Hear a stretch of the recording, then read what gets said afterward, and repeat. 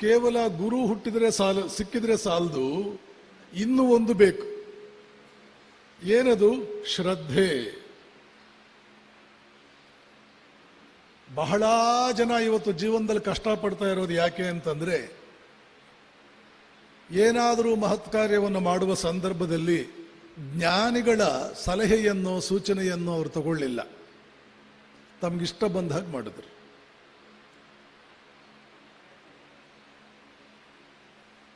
ನೆನಪಿಟ್ಕೊಳ್ಳಿ, ಕೆಲವು ವಿಷಯಗಳಲ್ಲಿ ನಮ್ಗಿಷ್ಟ ಬಂದ ಹಾಗೆ ಮಾಡ್ಕೋಬಹುದು, ತೊಂದರೆ ಇಲ್ಲ.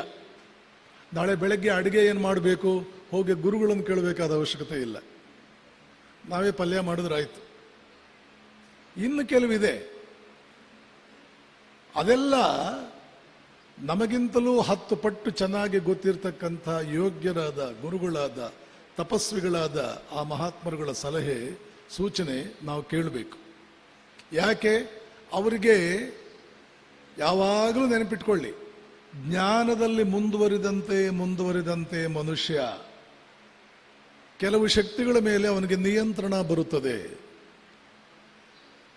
ಆ ಶಕ್ತಿಗಳಲ್ಲಿ ಒಂದು ದೊಡ್ಡದು ಯಾವುದು ಅಂದರೆ ಕಾಲ.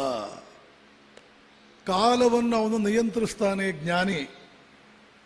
ಕಾಲ ನಿಯಂತ್ರಣಕ್ಕೆ ಬಂದಾಗ ಸ್ವಲ್ಪ ಮಟ್ಟಿಗೆ ಭವಿಷ್ಯವನ್ನು ನೋಡುವ ಸಾಮರ್ಥ್ಯವೂ ಕೂಡ ಅವನಿಗೆ ಬರುತ್ತದೆ.